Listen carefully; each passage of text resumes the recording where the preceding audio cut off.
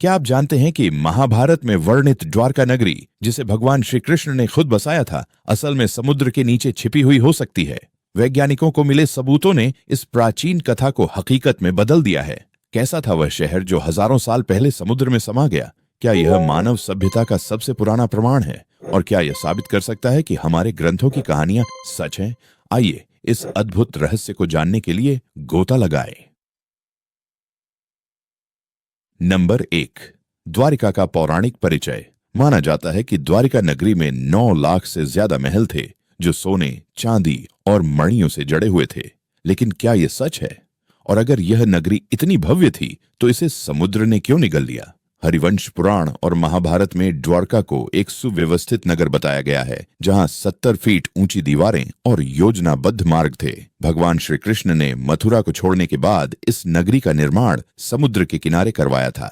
Number 2, खोज की शुरुआत। द्वारका को हजारों सालों तक सिर्फ एक कहानी माना जाता था, लेकिन 20वीं सदी में एक खोज ने पूरी दुनिया को चौंका दिया। वैज्ञानिकों ने समुद्र की गहराई में क्या पाया, जिसने इतिहास को फिर से लिखने पर मजबूर कर दिया। 1930 के दशक में पुरातत्वविदों ने गुजरात के द्वारका तट पर खुदाई शुरू की। 1983 में भारतीय समुद्री पुरातत्व विभाग मरीन आर्कियोलॉजी डिपार्टमेंट ने गोताखोरी के दौरान पत्थरों की प्राचीन दीवारें और संरचनाएं खोजीं। पानी के नीचे 40 मीटर की गहराई पर मिले अवशेषों की कार्बन डेटिंग ने साबित किया कि ये संरचनाएं 9000 साल पुरानी हैं। नंबर 3, द्वारका की संरचनाएं और अवशेष। 40 मीटर गहराई में मिलने वाले ये अवशेष क्या संकेत देते हैं? क्या ये प्राचीन समय में समुद्र के स्तर में बदलाव का सबूत है या कुछ और? द्वारका के अवशेषों में पाए गए पत्थर के टुकड़े, स्तंभ और घरों की दीवारें एक संगठित नगर की ओर इशारा करते हैं। वैज्ञानिकों का मानना है कि समुद्र का स्तर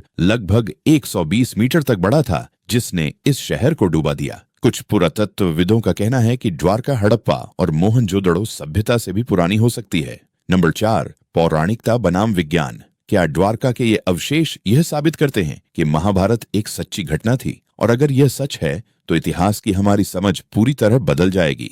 2001 में national institute of ocean technology (NIOT) ने इस क्षेत्र का सटीक सोनार स्कैन किया, जिससे एक विशाल बस्ती की पुष्टि हुई। महाभारत में वर्णित 7 द्वारों और समुद्र की ओर जाने वाले मार्गों का विवरण इन संरचनाओं से मेल खाता है। नंबर 5, रहस्य और अनुत्तरित प्रश्न।